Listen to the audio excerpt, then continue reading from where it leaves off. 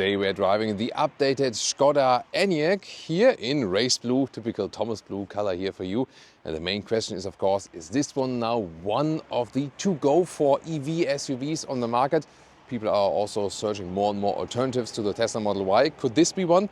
In Germany, actually, more and more people are going for this one here. Now one of the most popular EVs on the German market. Very interesting. We'll find out about the changes and so on, and the consumption range here with the Skoda Enyaq update with Thomas Autogefühl in 4K, full screen, full length. Let's go. We have the Sportline here for you today, the sporty look. We can already see it here in the lower part, black contrast. And the race blue is a metallic color. The energy blue would be a base unicolor. So this one here is the more sparkling race blue. Then the dark Skoda lettering here in the front. We have it in that Sportline look. And you now get updated matrix LED lamps. Normal LED as base. These here are the matrix LED lamps. They are also standard for the Sportline, otherwise an option. And the daytime running light is split. And here in the top part, this is also where the turning indicator appears. Aerodynamic changes, you can also see here the air curtain, air goes in here, and then for less turbulence in the wheel arch, for example. And the SUV is now at 0.24 on the CD value. The Coupé would even be 0.22, so better aerodynamics for the Coupé version. And yeah, it also has a very cool look. So it has also its pros and cons, because the Coupé on the inside only has the fixed glass roof. This one here you can get either with a closed roof or with a panoramic roof you can actually open. These are like the main differences between like the normal SUV and the Coupé. The SUV shape, more the boxy style. Length is 4.66 meters or 183 inches. Wheels go from 19 to 21 inch. These here are the 20-inch wheels. They are also standard for the Sportline. Of course, different styles are available. Here, however, on this black side badge, I would have expected a Sportline lettering or badge. I feel. What do you think about that? I think it would have been a good place, and yeah, we know it also from other Skoda models. There is now a Sportline badge at the rear. We're soon going to show that to you. Technology-wise, you can optionally get a DCC, Dynamic Chassis Control. That's the adaptive suspension, and I would also recommend it here for this model, because the electric models from the Volkswagen Corporation are kind of stiff in the suspension in general for like a good ride and so on. And that's why you need more comfort with this adaptive suspension. Here, a nice signature now from the tail lamp, a little bit updated rear perspective overall, and there it is, the new Sportline badge. It has lost its red character somehow here. Interesting. I mean, if you read that, I wouldn't have recognized it as a Skoda Sportline, would you? And that's the only thing that indicates that actually here badge-wise. Other than that, you have a black contrast here in the rear once again. As for the battery sizes, you have two different battery sizes now. The smaller one is called the 60 models. This one has a 59 kWh net battery. And the bigger ones, they are called 85, these models. So 85 and 85X for rear-wheel drive or all-wheel drive. And the bigger battery is at 77 kWh net. So it's more or less, you know, as for the description, as for this number, more leaning towards the gross figure, but I'll always tell you the net figures. So the net figures 59 or 77, and the DC charging figures are 24 minutes, 10 to 80% state of charge, or 28 minutes then for the bigger battery. Acceleration wise is very interesting. Rear-wheel drive only model at 8.1 seconds. Then the bigger battery model with rear-wheel drive only is at 6.7 seconds, but the all-wheel drive version, which gets the electric motor, additional one at the front, has the same acceleration figure. That's a little bit disappointing, honestly, but there will be the RS, the VRS model coming up, then also with a quicker acceleration. Let's also quickly check out if it has a Frunk or not. There we go. That's such a beautiful color, right? I would definitely go in for this one, I think. Then here, there we go. Yeah, there is sadly no Frunk, but it's also not a very long front hood, so yeah, not too much loss of space, but still a Frunk would have been nice for sure. By the way, quick look here as well. This is here a red Coupé, so it has this different layout. And this one here would be rather the base model as the SUV. Then you can see there has more of these strong contrasts here in the silver part. In the Sportline, also Coupé, you have it all in vehicle color, but if you take a look here at the side, it's a very strong contrast, especially here in the lower part in the side profile. For some, this is actually too much, you know what I mean? So yeah, maybe they could have made it a little bit smaller, that contrast. Here, by the way, also 21-inch wheels, the biggest ones that are available. So I feel that in this case then, for example, here with our Sportline model, it's nicer when it is actually in the vehicle color, also in that lower part. Or what do you think? Here's exactly the reason here with the Coupé, with the falling roofline, why it's more aerodynamic than the classic SUV styling. And wait a minute. Is that allowed? Well, obviously it does work on the technological side, but is this a bad omen for Tesla? And interesting about the light signatures in the front here, everything is off. Then, like this is then the daytime running light without the middle part. Then when I turn it on further, this is the main headlamp unit, as you've seen also in the middle part. Now it's also illuminated. And it would also look like this while driving, but only if the main headlamp is on. And if you want to show it statically, like this, you can do it, but after a while, the middle part will shut down as soon as the ignition goes off. That's also what's happening to us very often in the shooting, because, for example, the seat sensor doesn't recognize that someone is inside the vehicle and so on. But yeah, this is like the basic logic of this vehicle. Now towards the interior with the key fob, yeah, high gloss black, nothing special. Then door closing sounds. Very solid, sounds good. Also with the rear doors, so kudos to that. And then inside of the doors, yes, the famous Skoda umbrella, of course. So against sun or against rain, always once again a highlight. There we go. And what's also cool that you can press it one more time and then it closes again. The only thing is that the fun begins when you want to close it again. Should of course let it dry first. And then you have the all-time struggle to make it fit into this one here again. And then also to make it fit into the door again. So yeah, this is maybe where the Rolls-Royce system has some advantage still. So this is live on tape. Let's see. Yeah, with a little force. Okay, then inside of the doors, here we have, it's not so soft, but at least it has this nice structure. Then you have here in the Sportline this carbon fiber-like decal element. That's actually pretty cool. And then we have cover at the inside of the door, so it's a fabric covering. That's really nice actually. Canton sound system. Then no Sportline entry badge. Oh yeah, no Sportline cool, entry sill. That would have been cool, definitely. Well, you have a Sportline badge at the steering wheel, but it's hard to see actually here. A little bit, yeah, when I see here. So I have to make some shadow for it, but also no red there in this case. And then here, a leatherette dashboard. That feels really nicely, good quality, like that. And once again, the same structure with some softening on the top of that. And we also have a head-up display box here, for example, and small instruments. Then seats, you have either fabric seats for the base trim levels or a mix of microfiber and leatherette for the lounge, and here for the Sportline. The Sportline then with the sport seats. Really cool, they look amazing, right? I mean, also very wide, and especially here in the shoulder area. This is the cool thing, right? That you have these really wide shoulder areas with a perforated microfiber, so it's also passively breathable then in this case.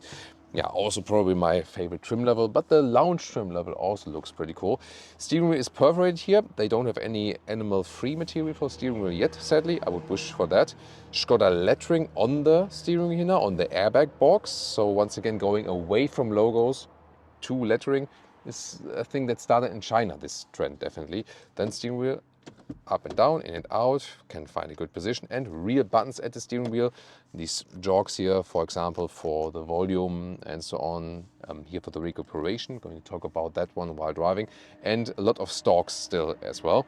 Electric seat is here with a lot of controls, even an electric lumbar support, and also with nice clicking sounds. No, this was a door next door, but this meant here the clicking sounds for the lumbar support. And yeah, it's a really comfortable position, so nice comfortable seats, really like that. And here is a closed roof in this case, which has a lot of advantages. So here with 1.89 m, 6'2", and as I said, the SUV has the closed roof here or a panoramic roof. You can actually also open the Coupé, then the fixed glass roof, where you can apply like a manual folded shade in there from the accessory parts. But this one, of course, stays the coolest in summer when you have this solution. Then welcome to the cockpit here. Now with a 13-inch infotainment system, you have like volume sliders here in the lower part. Yeah, maybe not the coolest ones, but I usually just use the volume function here with the scroll wheel at the steering wheel anyways. Then once again, you can see the leatherette covering really thick here. You can really touch that for the whole dashboard, and this carbon fiber style decoy element. You have some real hotkeys like here in the lower part. For example, when you want to change a driving mode, especially for the DCC, then you can also click it through. You don't have to confirm it in the screen. That's good. Or for the assistance systems that you can easily deactivate some. Then we have a middle console which has some soft coverings here, right and left. Not the top part, but here, this area then for the knee. However, my knee is so high that it rather hits the top area here. So this part should have been more softer than the lower part, at least for high knees. Do you also have high knees? Yeah, the girls just wear high heels, but no high knees, right? And then here, soft also for the elbows. That's really nice. You can also adjust the height of that one. Underneath, you can play some Tetris with 1 and 2. Yeah, but honestly, I think it's more useful when you just have this open cubby hole space. So I would probably, yeah, just not order them or leave them out there. A lot of space here as well. And underneath there is something. Underneath, yes, thank you so much. And you can also remove these rubber things here when you want to clean that stuff at some point. There we go. So for cleaning and stuff, more space here. And cup holders are not adaptive in a way that they hold bottles adaptively, but you can here like set them like this or like this, but this also feels a little bit cheap, honestly. And here you see these dots. These Lego-alike dots, and they are for bottles that actually, I think I have some here.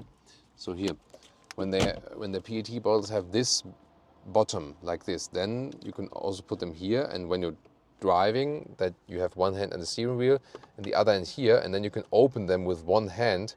So that's a handy solution. Oh, that one was awesome, right? Sorry, German humor. Yeah, I mean, this is actually quite good. You also want some? I mean the viewer, but do you want some? later maybe. And then you can also close them and they get held tight. See here? Then they're like this. So that's the idea behind it. Inductive charging pads here in the front. Let's see. I always try to remove these, then I can see what's going on. Yeah. So there's like a ventilation hole for the left side. And only the left side is for inductive charging. The right one is just for storage, actually. But you can also charge with the cable, 2 USB-C chargers here. And the driver POV here with the volume on the left side and countdown sound system. It's nice, actually. Good sound, can recommend that. And then here these small digital instruments where you can change something, like here, like for example, where the speed should be, right, middle or left. And there's also a head-up display available, also an option here even for the Sportline. With different functions, and then the main infotainment system. You can see here the Apple CarPlay, Android Auto integration, really wide and so on.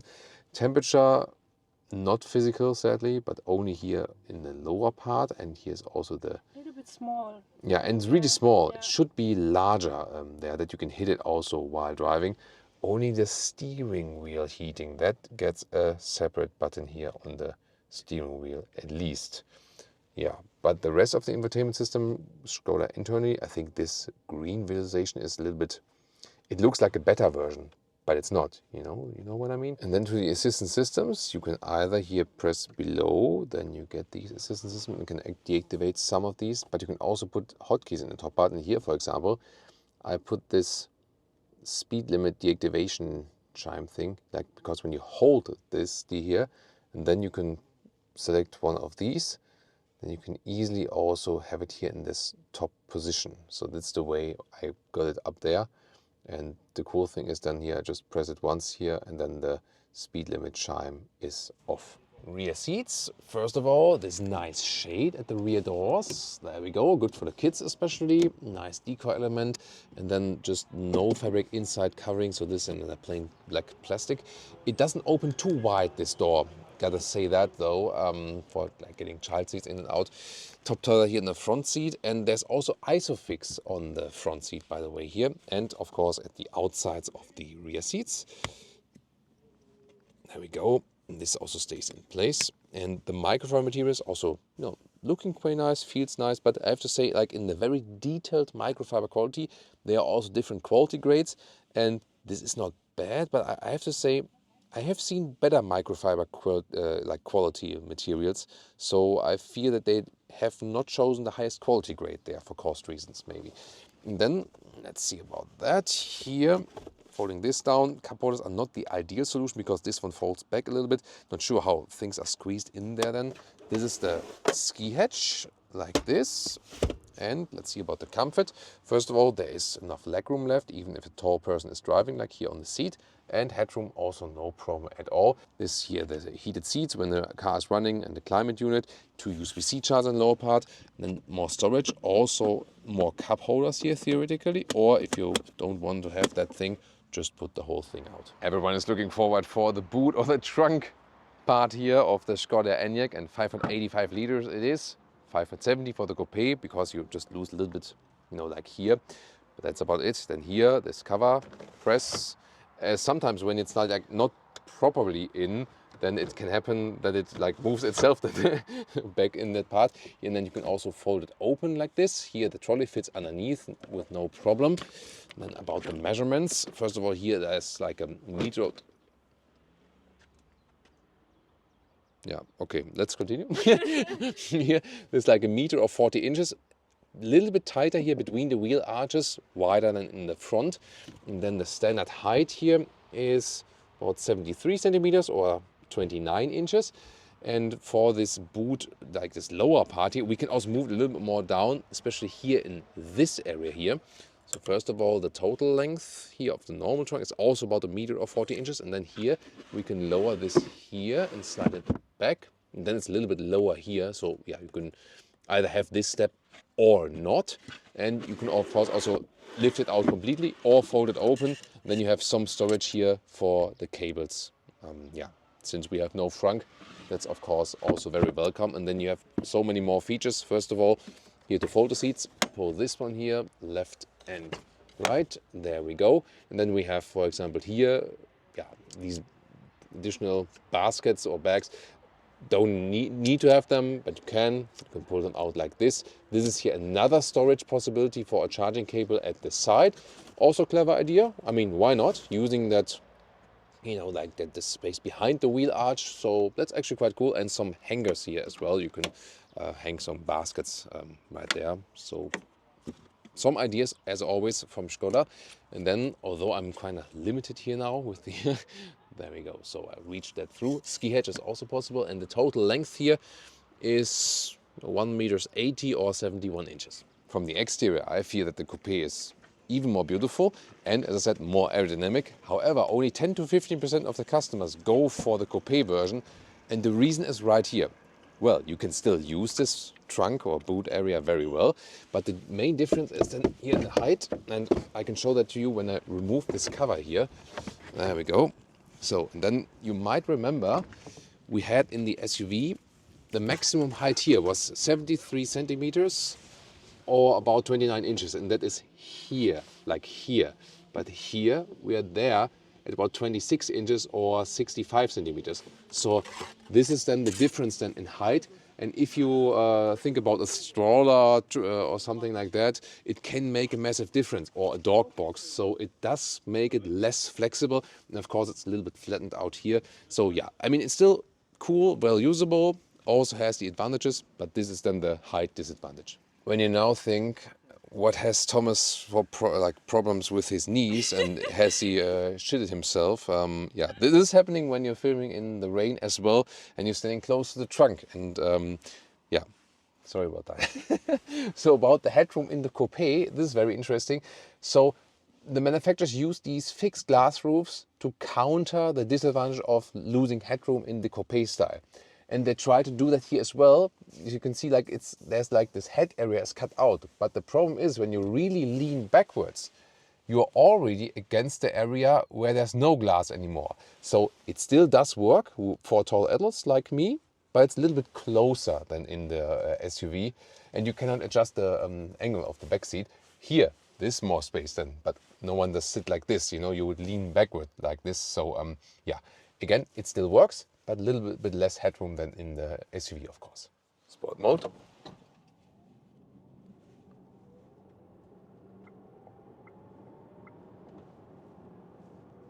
Nice, that was 0 to 90 kilometers an hour, so almost to 100.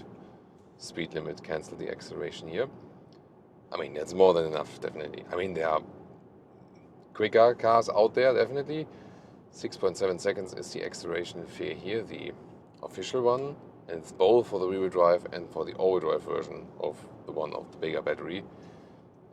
Yeah, I think if you have the all-wheel drive version, you would expect a little bit quicker acceleration than with the rear-wheel drive version, but here it's sadly not the case.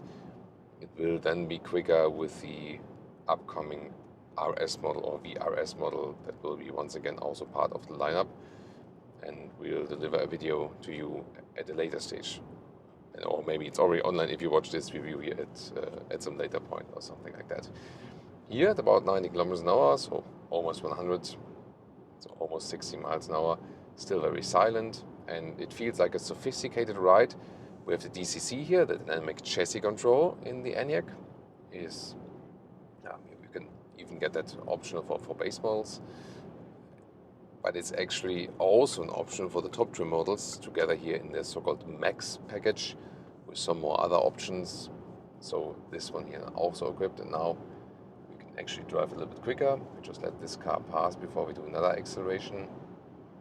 So we can show you like this intermediate acceleration from 90 to 130. Let's go.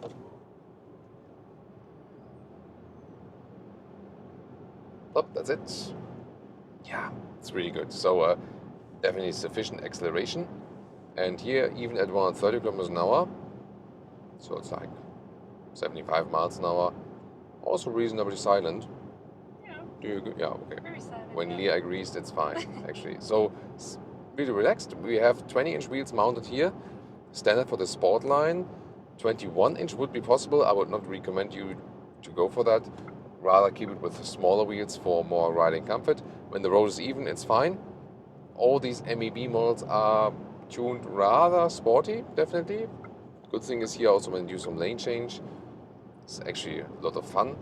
And in the sport mode, the DCC is also trimmed to a sportier note, but it's actually fine as long as the road is then also good. And you have a good steering feeling, actually, so precise commands. You don't have to steer too much. We'll soon also go into some winding corners to show you more about that. So it is a very well working motorway vehicle indeed. Do one more lane change here. Yeah, that's actually pretty good. So you feel that the car is like planted on the ground. At least on the motorway, it doesn't feel too heavy. Then you have the nice noise insulation. You have a good steering feeling. So it basically ticks all of the boxes, I have to say. Then you also have good comfort here from these sport seats. They also take weight of the lower back because you have support here with the shoulders and so on. Now there's the Kodiaq, and it's the brother of this one from the ICE spectrum, from the combustion side spectrum. And I would really say it is comparable in the driving somewhat. I mean, we recently had the Kodiaq, and would you say it's more pleasant for you as a passenger driving here than in the Kodiaq? Or is it the same, or was the Kodiaq better? Maybe same? Same, Yeah. same. I think it's a little bit more silent. Yeah, I also think that's more silent here than in the Kodiaq. So this, I feel, is better insulation and might also be the better aerodynamics. Yeah. Have also been upgraded here with this very facelift. The Coupé, as I said earlier, would also be even more aerodynamic. Then again, you only have this fixed panoramic roof. And here I'm actually happy to have just a closed roof, that the sun doesn't come in that much and so on. So I think that's better. Or if you go for the panoramic roof, it's also one that you can actually open. Going back to the comfort mode, then we have a little bit more dampening, a little bit softer from the DCC. Yeah, that feels better, definitely here also for the motorway ride. At the same time, since it's an adaptive suspension, it also doesn't, get wobbly or something. It is still sporty enough, so to speak. So that's also fine. I think especially at these typical motorway speeds, it's a very good experience here in the Enyaq. Then they have also upgraded the assistance systems, and here with the press with the right side of the steering wheel, right thumb, then I can also change between normal cruise control and the travel assist. Travel assist, the most sophisticated one, that's activated here, and this is also keeping the lane, and I can also induce an automatic lane change. Let's see if it does it.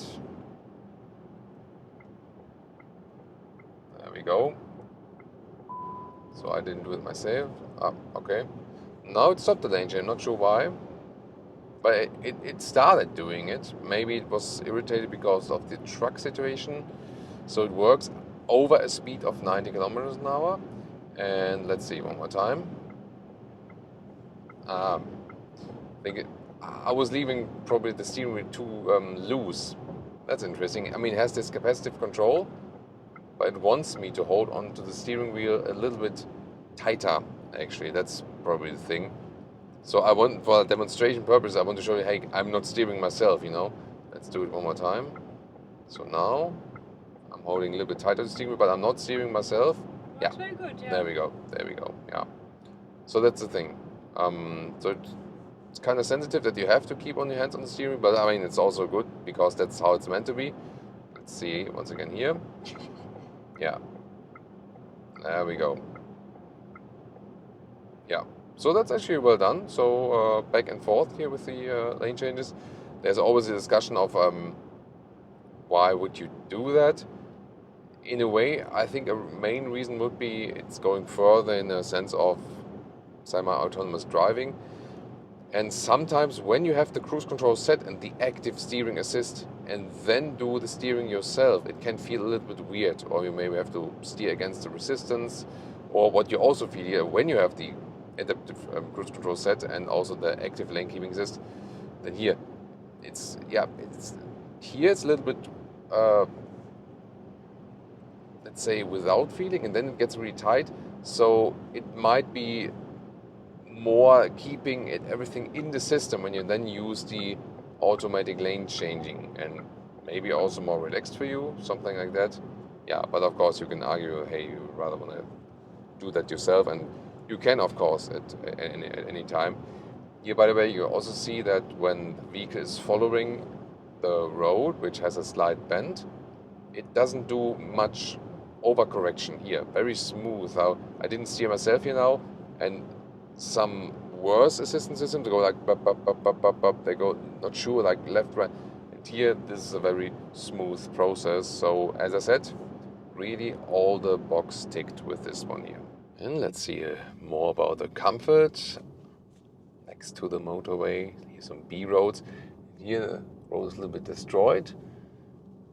DCC set to comfort. That's fine. Let me really go into these. That's good, actually. Yeah. Nice. So, like, you don't get any like pain in your lower back from that and so on. So, it's really nicely handled. So, I like that. Of course, comfort setting for that would be always the better choice then in that respect. And by the way, here I'm mostly on the brake. You can also use the recuperation features, like here pulling the shifting lever, then you're in the B mode. Here is in the strong recuperation, and let's see about the standstill or not. No, it's like no one pedal driving, so we keep rolling just a little bit as for that. Alternative would be here, when you are on the shifting pedals, you can set the recuperation levels. The strange thing, why did I do it that way? You can only change them while you're not on the throttle. So leaving throttle, and then you can change the recuperation levels here. Yeah, a little bit strange, isn't it? There's absolutely no one around. So let me just quickly try to restart and see. I had it set on the recuperation level 3. Let's see. Yeah, it was reset. So it's also nothing that the car would actually remember when you have set it to 3. So probably you just leave it in the D mode, and then there's some recuperation when you go off throttle, but more like depends, you know. It's also adaptive. But I think here to this car, I mean, it also works when you just hit the brake pedal yourself, or you then just pull it here, this one here one time, and drive in the B mode. I feel for passengers it's always a little bit better when you just control it with your brake pedal. Here once again the road's a little bit destroyed, so it's a good bumpy test ride, so to speak.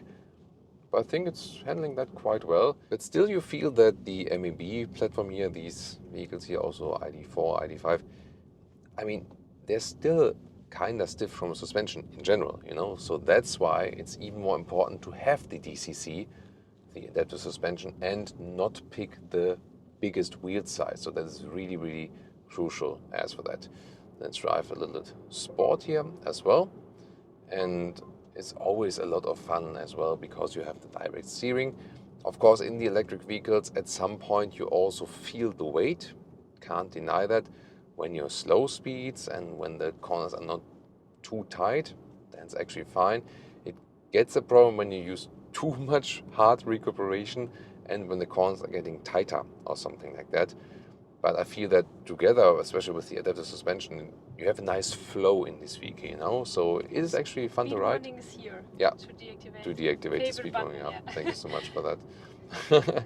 So how do you feel here when we're going some countryside roads? Good. Yeah, it's very nice. good. Yeah. I feel that In the corners you feel the weight. Yeah, but it's always fine, the case. Yeah. I mean, in comparison to the Tesla Model Y, by the way, I feel the ride here is better because of suspension. Good, yeah, suspension and so on. I like that we have instruments and also a head-up display. That's something you know, always to look out for, definitely. So, yeah, to me the best thing about this vehicle is that you have this really smooth and sophisticated driving. As for our test consumption for today, it is nice sunny weather. However, the air temperature is quite cold, so just a couple of degrees Celsius. So it's not really warm, not the most ideal condition, of course, for the battery. However, it could be worse. And also last time when we were testing the Model Y in the rain, for example, you have to think about that when you're driving an EV in the rain, also the tires push against the water on the road and so on. That also puts the consumption a little bit higher. But our test consumption here for today, we did like two averages. So first the one when you were more city and speeds up to 100 kilometers an hour, up to 60 miles an hour. So it depends also on the country you use it. For example, it would be like a Scandinavian average, for example, or in like most US states. And there we could score some 17 kilowatt hours on 100 kilometers. So more like 3.6 miles per kilowatt hour. That would lead with the big battery to a real world range of 430 kilometers or like 260 miles. Then we did motorway, 130 kilometers an hour, so like 75, 80 miles per hour, constant cruise control. But at these higher speeds, of course, the EVs get less and less efficient. And there we could score some 23 kilowatt hours on 100 kilometers. That's more like 2.7 miles per kilowatt hour. That would mean a real world consumption on these motorway speeds of about 340 kilometers or then some 210 miles, so that you know what you get. I think these figures were actually all correct and I learned that by heart. Now I'm a little bit proud of myself. Thank you so much, guys. Thank you so much, guys. Yes, I have qualified now, finally, after more than 15 years as a real car nerd with learning these numbers, yeah. And about pricing, here, when we take the German reference prices, 44,000 euros for a base model. And then if you go big battery, all-wheel drive, and here also the Sportline, you more get to a price of 57,000 euros. Then you can add some more extras like the DCC, dynamic chassis control, in this Max package, or you can add a head-up display, you can add panoramic roof, for example, and so like a fully spec'd one to the Max would be like 63,000 euros. So as it stands here right now, not quite, because we don't have the panoramic roof, but you almost know this area. And yeah, it's of course not cheap at all, but they also offer some good leasing rates and so on. And if you look at the competition and what you get for that, I think they're still, you know, somewhat priced that is like a good market comparison.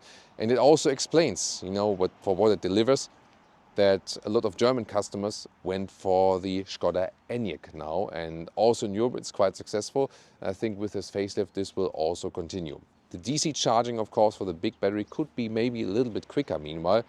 And an animal-free steering wheel would also be quite cool. Other than that, there are not so many things left what could be better. Yes, the consumption at higher speeds, at motorway speeds, the Coupé will be a little bit better there in that respect. That could be a reason to go for the Coupé, actually. Yeah, but other than that, it was a very good ride here with the Enyaq Facelift for today. What do you think? Tell me your comments and also check out the competition.